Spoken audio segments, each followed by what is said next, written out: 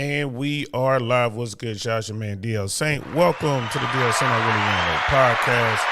How y'all doing? Y'all know what it is. Just checking the audio.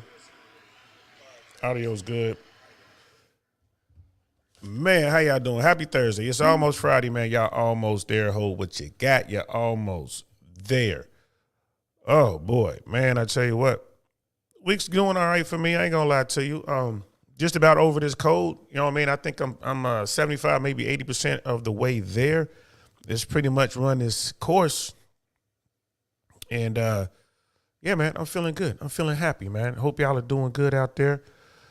Yeah, man, I was just out reading some articles, and I was just seeing these articles on, the president and what he's doing with marijuana. I'm seeing these articles on people who are getting, wrecked out here with the hard stuff, man, like the heroin and, cocaine, heroin, fentanyl is definitely a problem in America. Is absolutely a problem.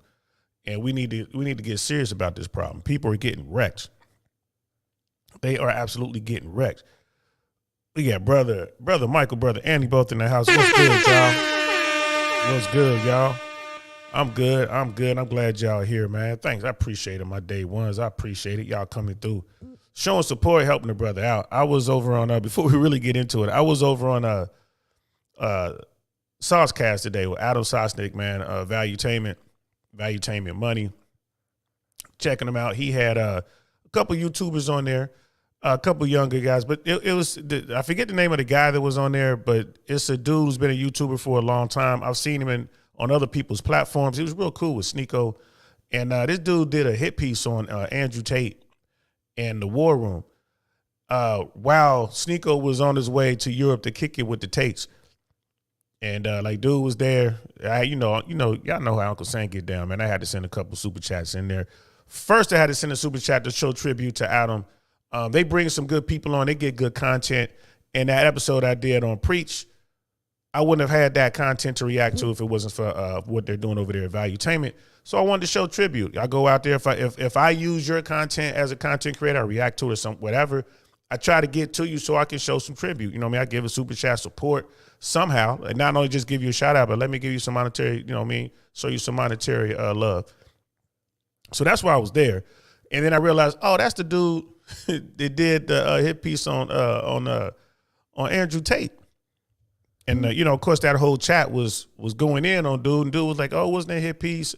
I was just yada, yada, yada. I was like, bro, man, that was a hit piece, man. Just hold it, bro. It was a hit piece. It's all good. I'm pretty sure, what I did with Preach, that was a hit piece. You know what I mean? Straight up. I mean, when you confront somebody with the truth and they're trying to present a different way and you coming at them with your pushback, you know what I mean? That could be perceived as a hit piece. So what he was doing, I was just like, yeah, man. So I was over there. Shout out to Adam. Shout out to Natalia and the whole Valuetainment team. If y'all haven't, go over there and check that out. They're doing good things over there. You know what I mean? Brother Michael Destiny threw Sneeko under the bus. Destiny did. He might, if I got to check that out. I know I like the way Destiny debates. Sneeko's a young dude. He's got a lot of fire in him, man, but I don't know if he's really thinking through his thoughts. And I guarantee you, as he gets older, man, those thoughts are going to change. You know what I mean? Dr. B's in that house. What's good, fam? Good to see you, bro. Good to see you. You're the perfect man for this particular show, man. I can't wait to hear your take on what we're going to be talking about here in a second. Dr. B, I will see you at the 1 million party, family. I'll be down there, bro. I will be in Miami that weekend. I might not be in the party, but I'll be at all the events surrounding it, and I'll definitely be at the after. I'll be at the after party. But I'm definitely going to be in Miami. I'll get in that Thursday. I don't leave till Sunday. I'm going to be filming content. I'm going to be hollering at people, man. I'm going to be looking for you, man. I want to sit down and actually chop it up, bro. I can't wait to see you. But I can't wait to get back down to MIA. I almost got a job out there at U Miami years ago. Oh, yeah, at the U. That's what's up, man. Or was that University of Miami? That's what's up. I'm assuming within the hospitals and all that, man. So, yeah, I would have taken that, bro. I lived in Miami for 3 years, man, air traffic controlling and just loving life. Miami was great. And again, 5 years from now, less than 5 years, I'll be back in Miami. When my daughter's done and she's out of high school, I'm going back to Miami. That's where you'll be able to find me there. If I'm not in Miami, I'll be in Medellin or traveling somewhere. But that's my plan. And you will definitely see me, bro. Definitely see me. I'll hit you up on the Patreon, let you know where I'm at. You know what I mean? It's gonna be crazy. It's gonna be a lot going on, a lot of events, and a lot, you know what I mean? Trust me, it's gonna be popping, bro. I'm gonna be down there. Like I said, you might not see me in the party, but you're gonna see me everywhere else. You know what I mean? And that's gonna be a long night, bro. I'm telling you, the after party is gonna be sick. I'll definitely be there. But yeah. And then Dr. B was like, yeah, Jackson Memorial, but it's really competitive to get in. I bet. Medicine ain't no joke down there, man. So I'm looking forward to hearing your take on what we're going to be talking about here in a couple seconds. But yeah, man, shout out to Valuetainment, man. Shout out, of course, to Fresh and Fit. People, Suzette Speaks, she's going to be on in about an hour, maybe a half an hour from now or so, talking about Kanye West. I'm going to have to do a show on Kanye West probably next week. I was on Brother Mandrell's show under Black Man Unfiltered Network. Brother Mandrell has a show he does with his sister. She couldn't make it, so he asked me to stand in. I was guest host, came in there, and we were talking about Kanye West. It was a really good show. Y'all go check that out on Black Man Unfiltered Network. You can find it. Just look at the thumbnails, you'll find them. And it was a good conversation, man, talking about Kanye West and what's going on and what he's been doing. And Suzette Speaks is doing the show on Kanye West tonight. I'm going to try to jump over there. I'm sure we're going to have some overlap, but I'm going to try to jump over there and catch up with her, maybe even get on her panel. And then I'm thinking next week, probably next Wednesday, I'll do a show on Kanye West. It has to be talked about, bro. Like it's people out there. These young folks are kind of lost, and some of these old people as well. The stuff I'm hearing, what they're saying about Kanye, and you know, Kanye's a savior, and he's this and that, and all this. We gotta look at what he did, bro. Yeah, we gotta look at what he did. People are calling him a leader. I don't know what he's the leader of. Kanye need to do some reading, and if he doesn't want to read, he need to listen to some books. He needs to listen to The Art of War. He needs to listen to Machiavelli's The Prince, right? He needs to read or listen to Patrick Bet-Davis, Your Next 5 Moves. He should those 3 books right there would be a good start for Kanye West. No one needs to be, you know what I mean, jacking off $1 billion like he did $1.5 billion. That's crazy. You know what I mean? That's just crazy what he did. The way he did it. It makes no sense, no rhyme or reason. But, you know, they're going to be talking about that tonight on Suzette Speaks platform. Definitely go over there, check her out, and give her a sub. And like I said, go check out, see what Black Man Unfiltered is doing over there. They're doing some great stuff. Brother Michael, is going to be crazy. Absolutely. Miami's going to be out the chain. That's January 14th. That's the weekend of January 14th. That's a Saturday. That is the Fresh and Fit 1 million subscriber celebration. They are ready to announce the venue. I'm not sure if they announced it yet, but I know they're ready. And yeah, and if you haven't gotten your ticket yet, like the general admission, like the least expensive ticket is already sold out. Just so you guys know, it's gonna be a movie. There's no other way to put it. It's gonna be a movie. Fresh is going all out with his network. It's Miami. Y'all definitely gonna see some stars in there. Y'all definitely gonna see some athletes in there. And for you dudes out there, you know, that just want to holler, y'all know who y'all are. For those dudes out there who just they want to see some, you know, fine women, they gonna have some dimes in there.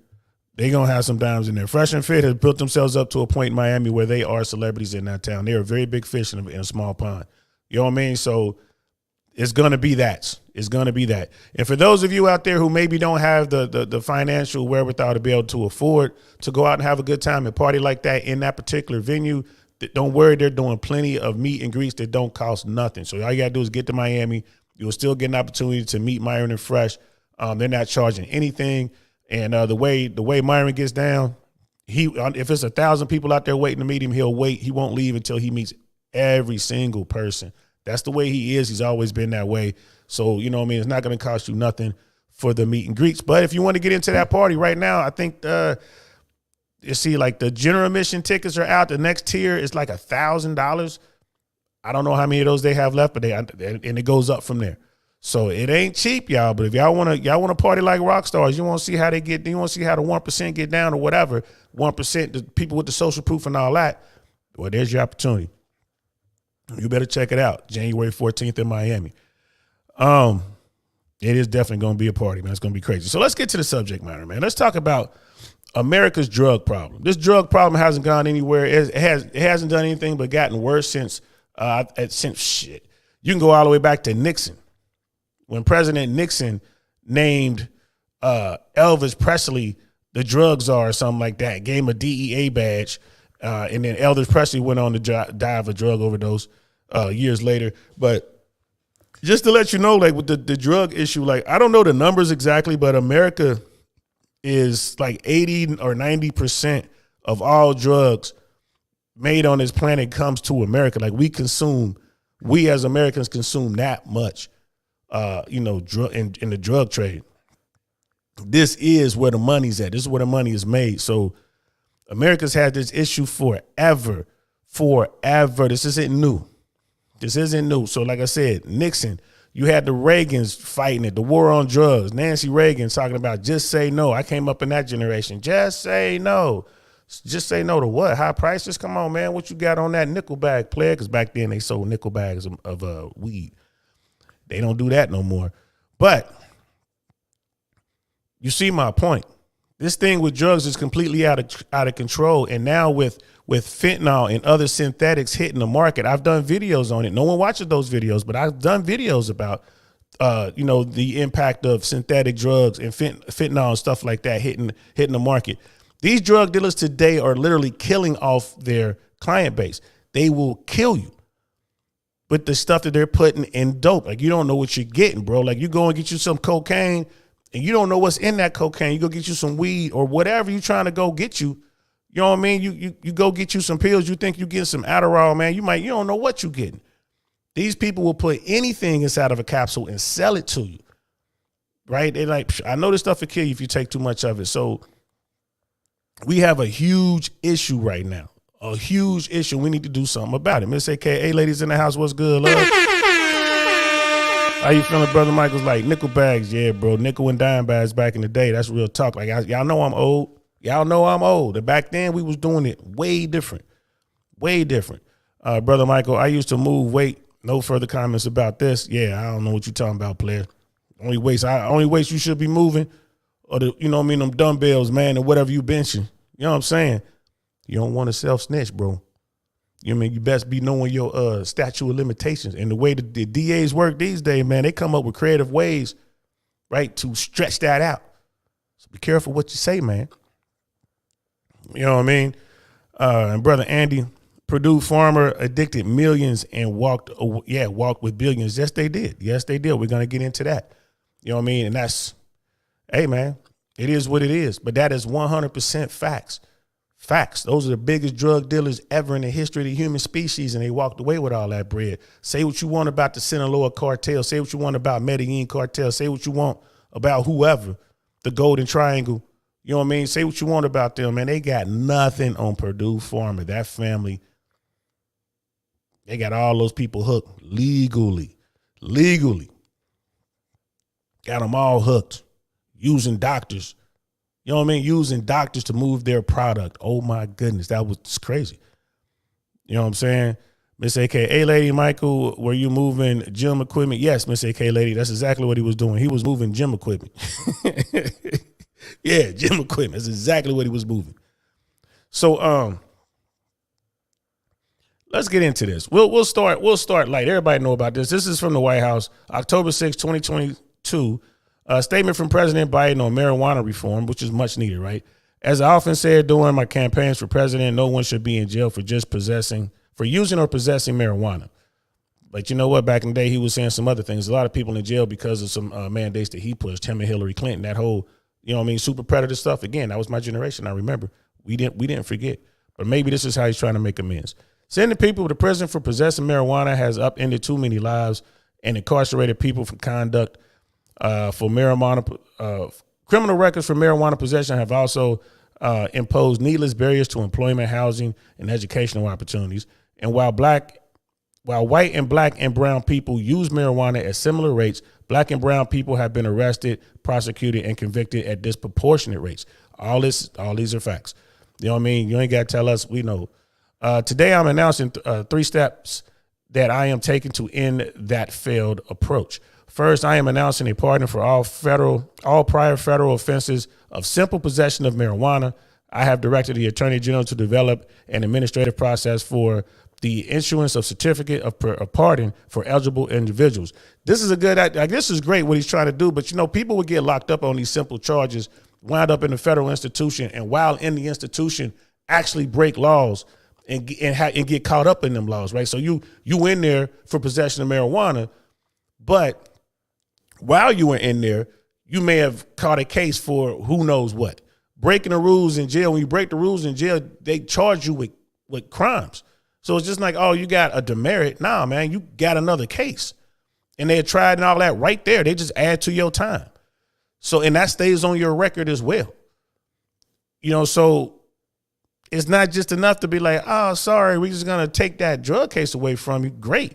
What about the assault case? What about the possession case that I caught in here? I had a weapon on me and I got caught. You know what I mean? What about this, that, and the third? Right? They might tie you to somebody else's crime inside. All that stuff still goes on inside. Right? So, how much do they really, how badly do they really want to help folks? But at least they're trying something.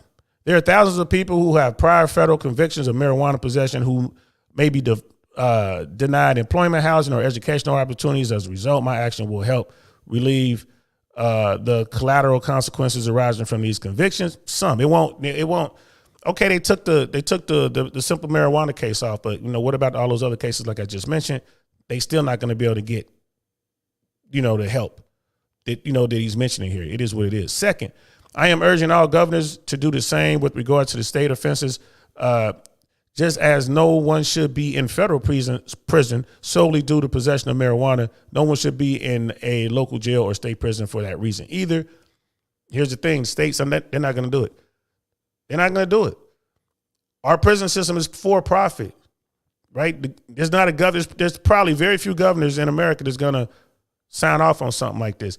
They might say, okay, moving forward, we're not going to lock anybody up for simple marijuana cases. They might say that, but they're not going to give pardons, and they're not going to let people out who are currently serving, serving time for convictions. There's too much money. We make money off of people in prison, yo. It's just how it is. You know what I mean? Miss AKA lady, LOL, we legit in here. You know what I mean? Don't bring them people. Yeah, don't bring those people over here. Dr. B, this is a tough topic. I've personally seen many medical complications from drug use, so I wouldn't legalize all drugs because some of them can literally kill you if they're abused. Yes, and I'm going to cover that as well. But I said you're the perfect person to have in here. So like Michael Jackson, look at Michael Jackson. He died getting access to a drug that there's no way in hell someone should have access to that type of drug just so he can go to sleep, right? And he had an anesthesiologist, a trained professional, administering the drug, which actually killed him. So only because he wanted to go to sleep, like I can't sleep unless I have this drug. That's just one of the cases, one of the examples I'm going to use, but you're absolutely right, Dr. B, it's crazy.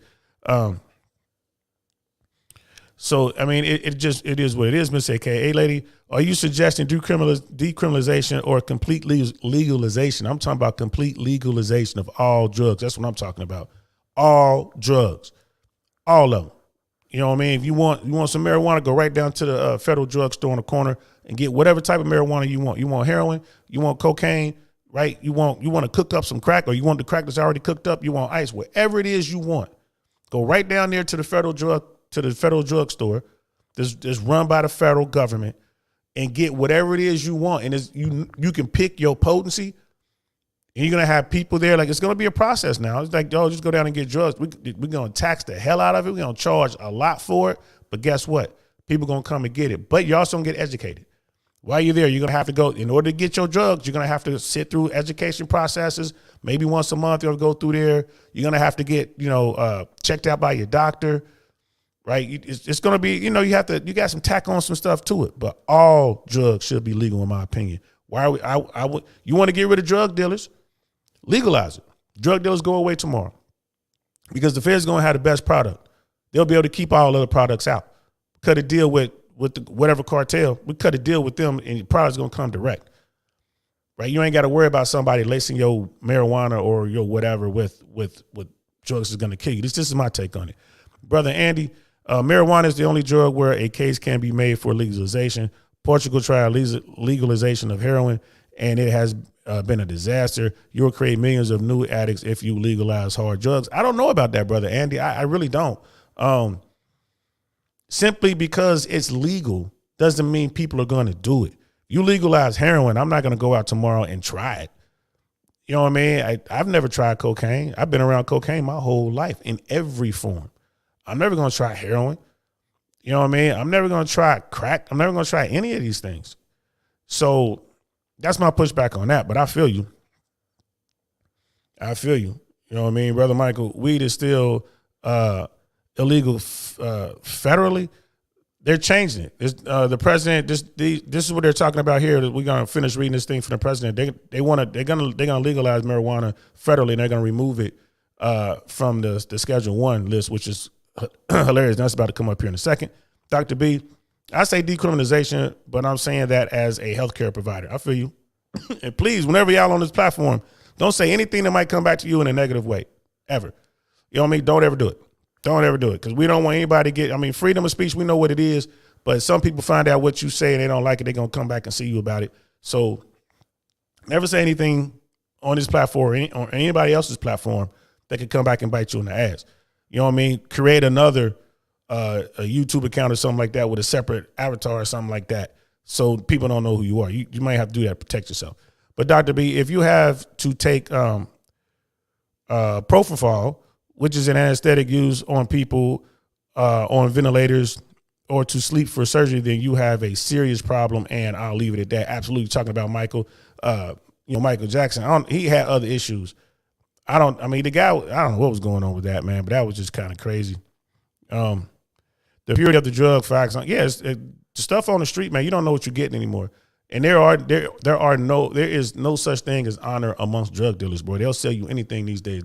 Like I said, they are literally killing off their client base. You got to be careful out there. Miss AKA Lady at Brother Andy. Yeah, I would like to know more about how this played out in other countries. There's data on it. They're out there. There's definitely data on there. So back to what the president was saying. Let's see. Third, I am asking the Secretary of Health and Human Services and the Attorney General to initiate the administrative process to review exponentially how marijuana is scheduled under the federal law. Federal law currently classifies marijuana as Schedule 1 of the Controlled Substances Act. The classification meant for most dangerous substances, right? That's what that classification is meant for. Marijuana is on that list, which is crazy. This is the same schedule as for heroin and LSD, and even higher than the classification of fentanyl and methamphetamine. So that's crazy.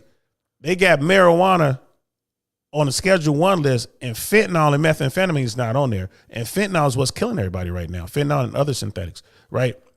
The drugs that are driving our overdose epidemic, right? He was right about that.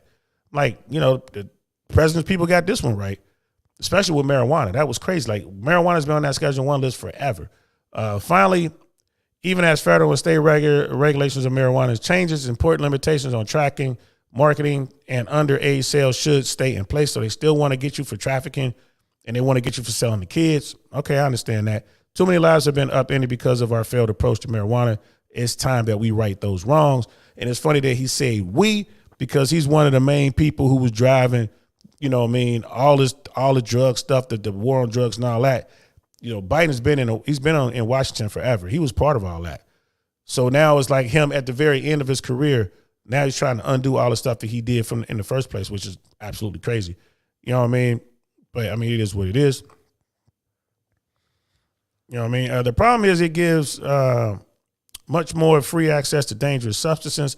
Not to say that everyone's going to shoot up heroin, but if they start seeing more overdoses out the blue, then that's an issue. Yes, but in my word, if we had the federal, when you go to get your drugs, right, if it's certain hardcore drugs, you're paying top dollar, but they're going to have a place there so, we can administer the drugs. You take it, you sit right here, you chill out, right, to give you a little place to lay down, kind of monitor you, make sure you don't kill yourself. I know it's just pie in the sky, but it's just we got to try something. The current state of things isn't working. It just isn't working. You know what I mean? And now it used to be that heroin was like the beast. It was the scourge of the nation. But I'm telling you, fentanyl and this other stuff, there's other things coming out that's way worse than fentanyl. People are dropping like flies. So, okay, we have to do something. What do we do? The purpose of having these federal drug stores, quote unquote, is really to get people off the gear. That's the whole purpose of it. The thing about someone being a fiend, they got to have that medicine, bro. So they'll sit through whatever they need to sit through to get that medicine. Because that's what they call it, man. They call it their medicine. So the whole purpose is to get them the information they need and try to educate these people and help them fight this addiction. Now, simply because they can go to the federal drug store and get their drug doesn't mean they're not going to go out there and commit some crimes. They will commit some crimes. They are going to go out and do something wrong and run afoul of the law, and they're going to get locked up. And once they get locked up, now you got the opportunity to clean them up. Instead of just putting them in jail and trying to make money off of them because they're going to be doing cheap labor or whatever, how about we put them in rehab and we really give them an opportunity to get off of the gear, get off that stuff, man. Now, yeah, when they come out, they're probably going to relapse. It'll be the whole cycle. At least they can go get the drugs that they need. They're not going to OD on some fent or whatever. They're going to get caught again doing something wrong. And then, okay, we might give them one more chance, or we try to, hey, let's run them through rehab one more time. Maybe this time it'll work. And then they get caught again. Third time, they just go into the regular the jail system. Just let them go in. I mean, it's pretty much nothing you could do, but you continue to educate them the whole time. That's the kind of stuff I'm talking about. We got to try something. You know what I mean? We gotta try something. You know what I mean? Because that's just this ain't working. You know, brother, and even people for legalization admit it will cause a dramatic increase in drug use, and we don't need that. I don't know if I buy that argument, bro. But I guess you're using, going off the data from these other countries. I don't know if I buy that argument, but you know what I mean? That could be a thing. Miss AKA lady, people are dropping like flies during the crack epidemic too. Yeah, they were. And even before the crack epidemic, when there was an opiate epidemic back in the 70s, black folks were dropping like flies, especially in like New York, DC, LA, the big cities, man. Like it was a wave. That was the original opioid epidemic. So, and we didn't do nothing but incarcerate people. We didn't call it an epidemic then. We just locked them up. It was a crime wave. And that didn't really help. But, it is what it is. And, but we got to do something. Like people are just getting wrecked. We got to try something, man. So, let's see. So there's something I wanted to watch real quick. This was on Breaking Points. And I've reacted to some of their stuff before. Here's some stuff you guys definitely need to check out. This story right here is a pretty sad one. Two articles really caught my eye. I think that the tide is really changing in the way that people talk about fentanyl, about drug use, and more. First was the Wall Street Journal. Let's put this on the screen. This was a horrifically sad profile, Crystal, of 3 New Yorkers who ordered cocaine from like a text delivery service. Like a DoorDash kind of thing, yeah, only effectively. for wow. cocaine, apparently. Yeah. So here you go, right? You got these people right here. Now we got normal folks. These people on these pictures right here, these folks don't look like your typical druggie. Like, take a look at them. These are the people they talking about right here. They ordering their gear on their phone, just like they're ordering Uber Eats or something like that. You know what I'm saying? Like, oh yeah, I'll take an 8-ball of cocaine. I'll take, maybe a quarter pound. I mean, a quarter pound, maybe. You know what I mean? Maybe a half of like a half pound of marijuana or whatever. That's how they're ordering their drugs. These are people with careers and stuff like that, right? So let's keep watching this.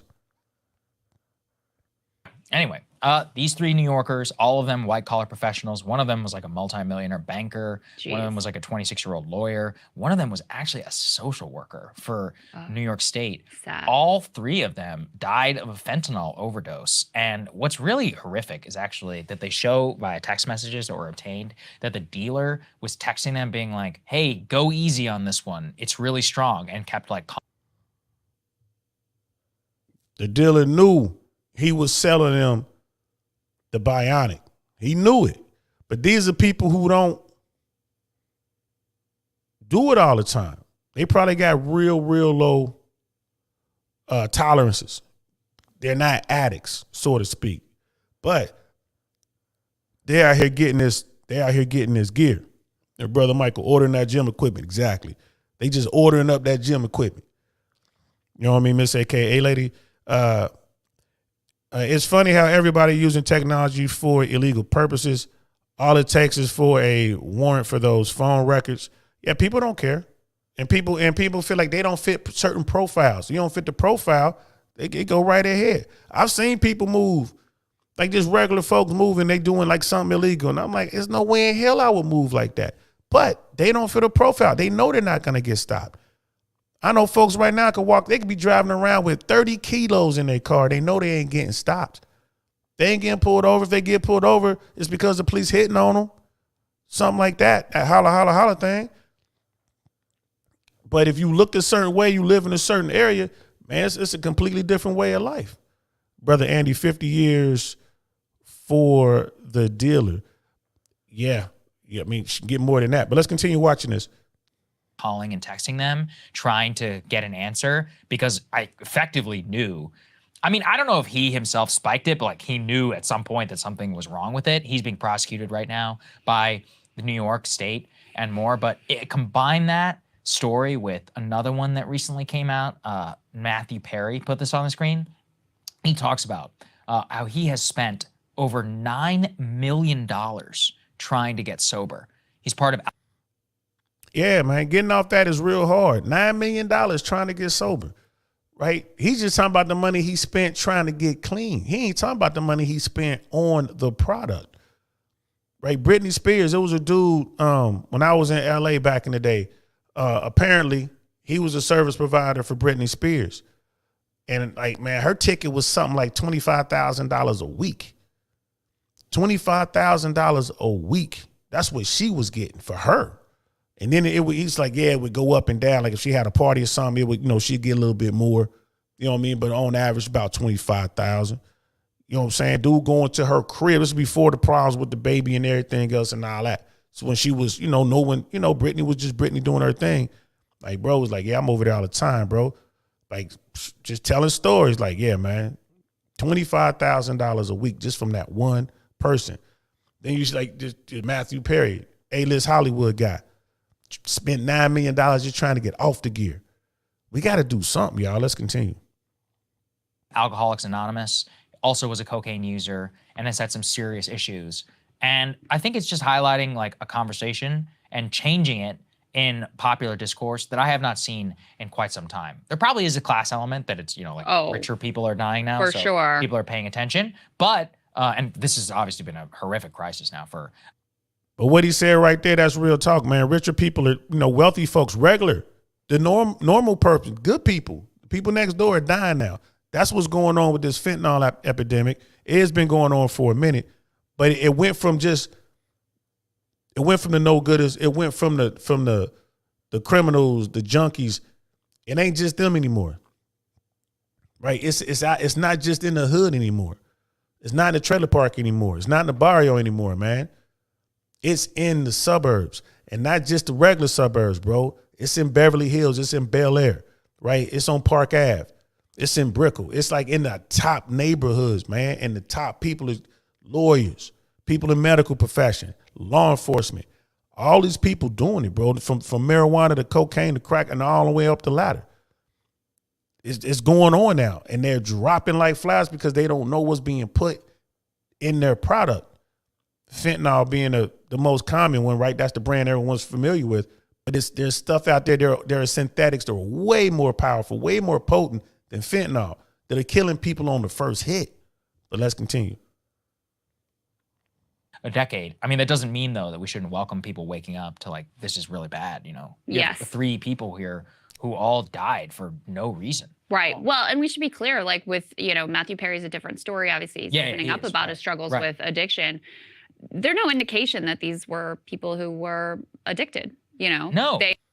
I guarantee you that Crystal and Cigar been at parties and they've seen people who won a party. They've seen the cocaine on the tray, on the table, right? They've seen it. They smelled the weird, like, those people just, smoking on some good green. They seen it, right? It is so infused with American culture right now. Drugs and guns, man. Drugs, sex, and rock and roll. Now it's all infused together.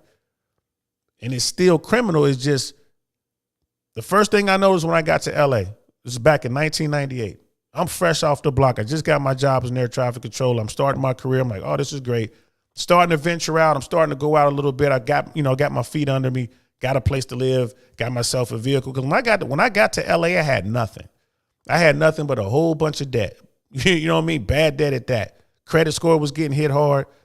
I was in bad shape, but I had a career, I had a job. So I'm like, I know I'm gonna be good. So it took me a little while to get on my feet a little bit. You know what I mean? My job was priority, and I had a lot of work to do at work. But once I started to get everything under control, started to venture out in LA, start going out to Hollywood. The first thing, and I told my people this when I was calling home or whatever, the first thing I noticed was the amount of powder cocaine everywhere in Hollywood. It's snowing out there, bro. This was 1998. I told my people, like, bro, it is snowing out here. Like, I've never seen this much powder cocaine in my life. Everywhere you went, somebody, oh, you kind of cool, man. You party? Hey, you party? That's it. It was either that or girls walking up to me asking me, if I could sell them some drugs. People always thought I was the drug dealer. Normally, like, the only black guy or maybe one of 3 or 4 black folks in there, they used to always come up to me like, well, he must be here because he must be the dude. Now, I know I'm not supposed to ask you this, but do you have cocaine? No, I don't have cocaine. But it was everywhere in 1998. That ain't changed. That has not changed. You know what I mean? It is what it is. Brother Mark is in the house, my favorite devil dog. What's good, man? What's good? You know what I'm saying? Hola, Cornell. Shout out to DL Saint. I really want to know podcast. Respect to you, bro. It was a good conversation last night, man. It was good. It was good chopping it up with you. Miss AK, hey lady, I heard about LA. I hear coke is almost like weed out there. Man, back then in 98, it was before they had dispensaries and all that kind of stuff. In 98, you know what I mean? You still had to have a weed guy. People had a weed guy. They had a coke guy if you had heavier stuff. But it was all right there. And it was predominantly cocaine. The actors, the directors, the comedians, they loved cocaine. That's what they was doing. It was mass alcohol. They would get drunk, and then somebody give them a little bag and, man, go straighten yourself out. Then they'll go away, you know what I mean, do a few lines and come back. Like, oh, okay, I'm good. I can't tell you how many times I heard that. Oh, here you go. Go straighten yourself out. It's cocaine everywhere, man. I'd never seen so much cocaine in my life, man. Everywhere. Powder. It was just all powder. So, yeah, man, you gotta be careful, man. They was putting it in the weed. They'd be rolling up blunts, putting a little cocaine in there too, rolling up their blunts. Like, man, they smoking it. They snorting it. They doing all sorts of stuff with this, bro. LA is still the same. It ain't like it changed. It ain't gonna change. Those parties in the hills, that's how they get down. I ain't telling nobody because that's just the way it is. You know what I mean? People are like, oh man, that's just how it is. That's how Hollywood gets down. That's the creators love that stuff. And then the pills, man. Like when Molly and all that hit, you know what I'm saying? When man, people talking about I'm looking for Molly, bro. That was, man. What was the other one? It was Molly, and there was another one that people, they would put the little thing on their tongue and go crazy. They'd be standing in front of the speaker, those big stacks of speakers. They just be like laying on the speakers because they love the vibration, bro. So many people, and it's just mass water being drank. They be popping them pills and drinking water, especially with the gay community, the LGBTQ plus community. They little raves and whatnot. The way they party, bro, it was all that MDA or whatever that is, man. It was all that, man. Them dots and acid still big, mushrooms still big, man. They are really into, you know what I'm saying? Setting free that creativity, man. They are really into changing their mind state. But LA was, man, that was something I ain't never seen nothing like it ever. It was just everywhere. And now I didn't do it. If anybody wondering, like, man, I don't do that shit, bro.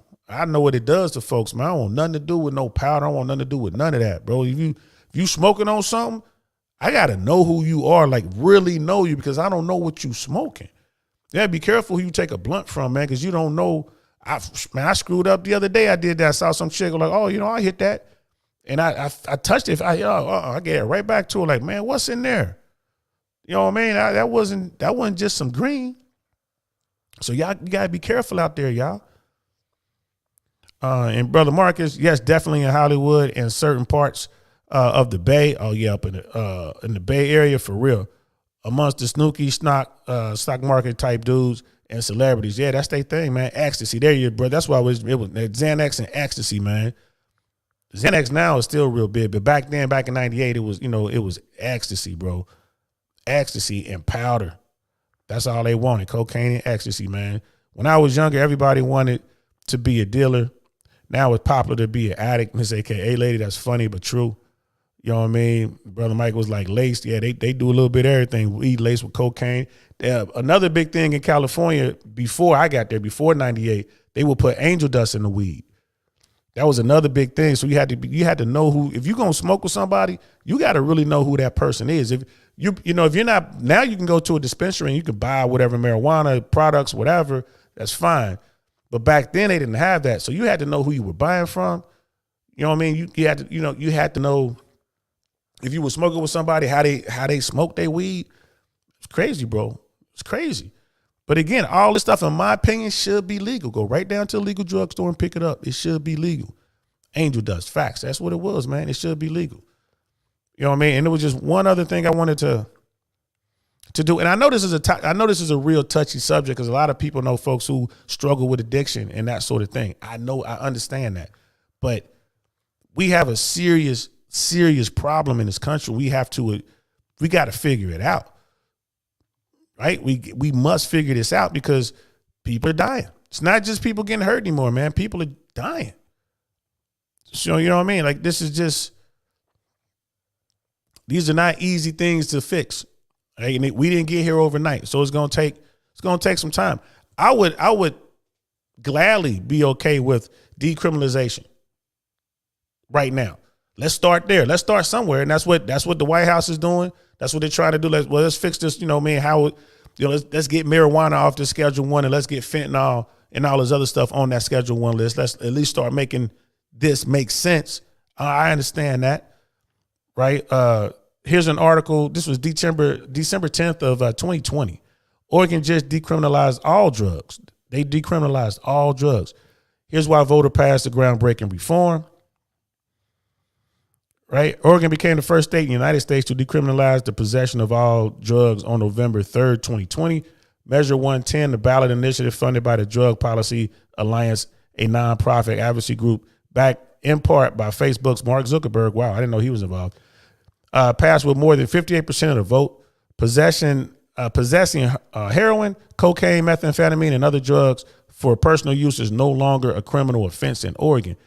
I think that's a step in the right direction.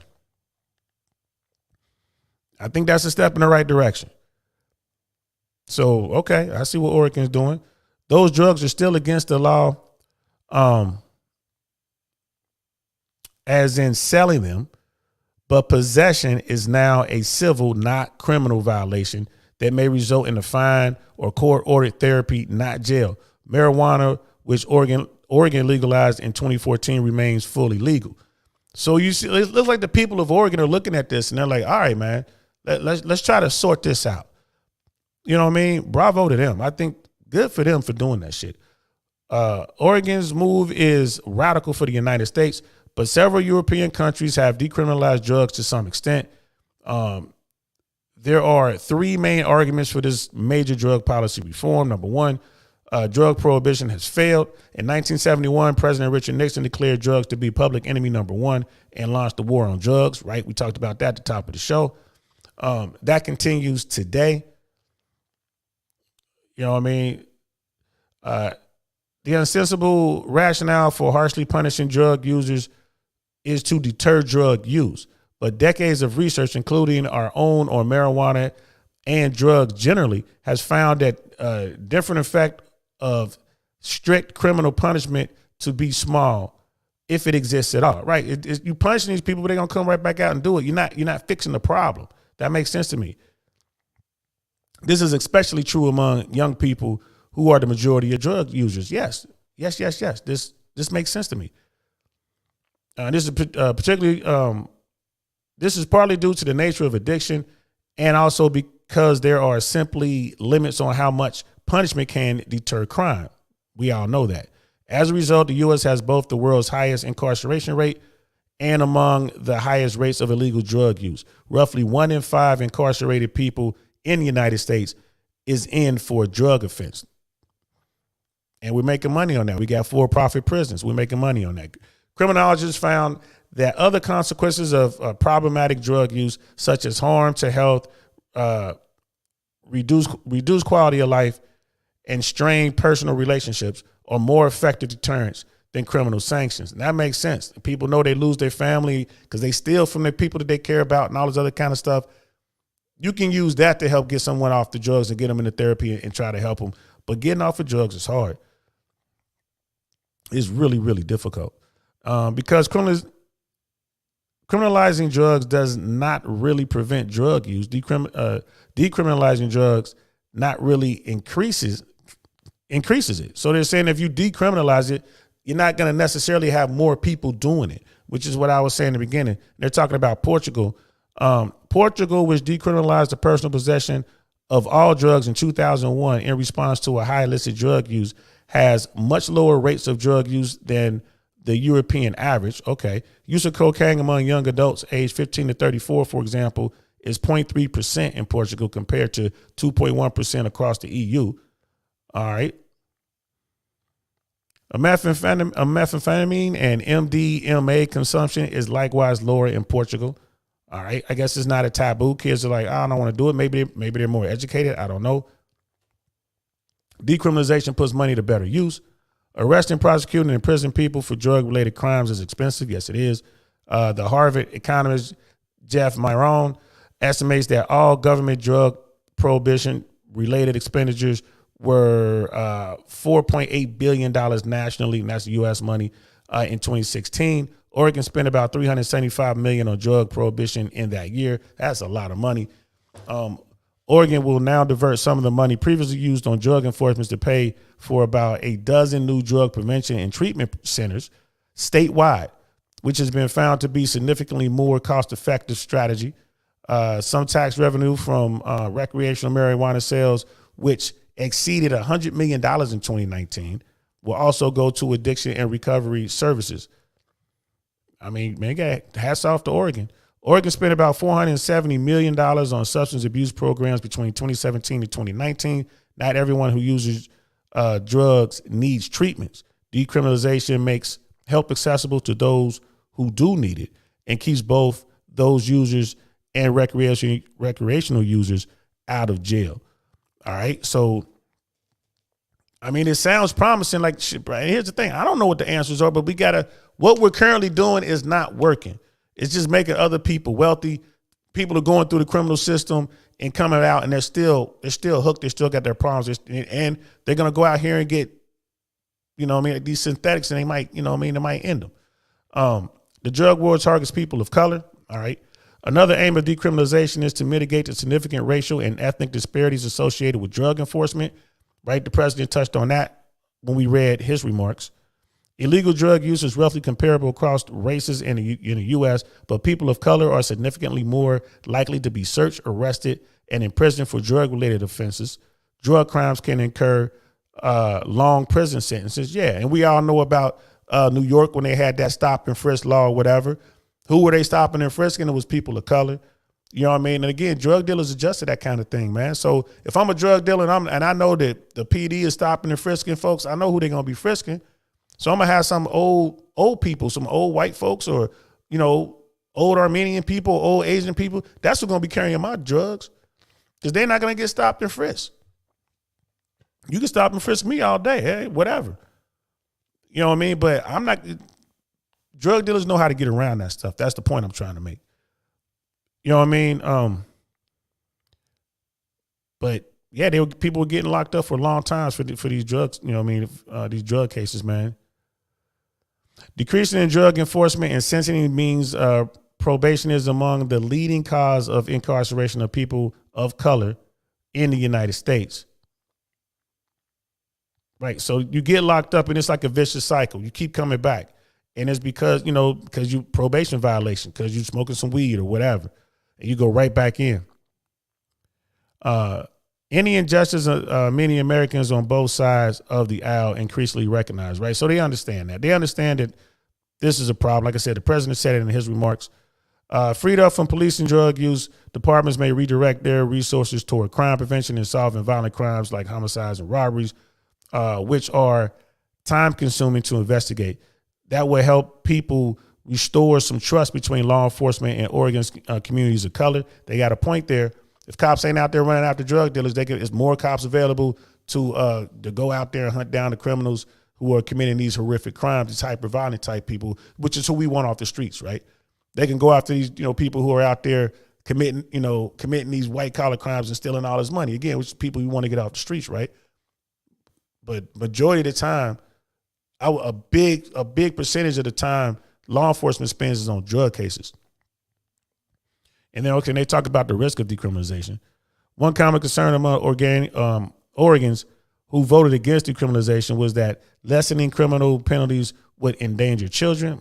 I don't understand how that's a thing, but I think it sends a really bad message to them and influences their perception of risk.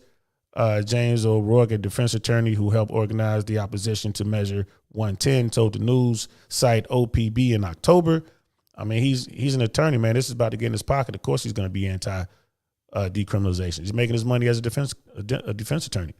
But U.S. states that legalize marijuana haven't seen adolescents use rise significantly. So adolescent use hasn't risen that much, right? Makes sense. In fact, marijuana consumption among teens, though not among college-age Americans, actually declined in some states with legal marijuana. This may be because legal regulated marijuana is more difficult for minors to get than the black market drugs, which is true. If you got to go in the store and get yourself some weed like you get alcohol, you got to show ID. They're not gonna serve you if you're underage, right? That makes sense. So it's harder for the kids to get their hands on marijuana because they're not dealing with dealers. That makes sense. Research also shows that for some people, particularly the young, banning a behavior makes it more alluring. Yep, we talked about that. It's one of those things like, oh, I ain't supposed to have it. It's taboo. I want it. So defining drugs as a health concern rather than a crime could actually make them less appealing to young Oregonians, people in Oregon. I know I messed up that word. So another word of decriminalization is that they will attract people looking to use drugs.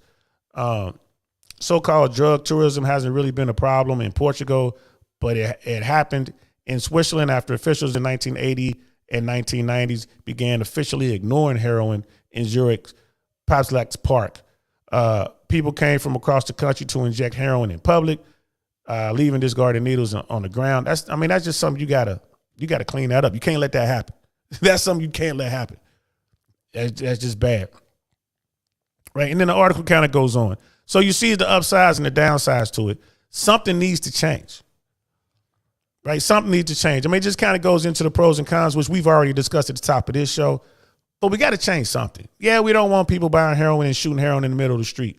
We don't want that. But if we had a place where they can go buy their heroin, they can inject their heroin there and they're supervised and they're watched, right? In case, you got to make sure that they don't overdose and all that kind of stuff. I don't know. I don't have all the answers, man. I just got a bunch of questions, but something needs to change. I would be cool with decriminalization. Let's try that. You know what I mean? It's kind of like what we're doing with marijuana and then open it up to different drugs. Let's try that. Maybe slowly incorporate more drugs, you know what I mean, under that banner and see how it works. I would be good with that. You know what I mean? A lot of people are like, man, I think you're going too far with the federal drugstore. I'm like, man, go get it. Tax the hell out of it. Tax the hell out of it. People to pay. They'll pay. They'll pay whatever it costs. You can tax it and you can take that tax money and you can roll it right into to rehab services. You can roll it right into education, right? You can roll it into whatever you need to roll it into to help those people, you know what I mean, deal with those issues. So like, that's my take on that. You know, Brother Michael You know your stuff, real talk, DL. I mean, I just know what I've seen, brother.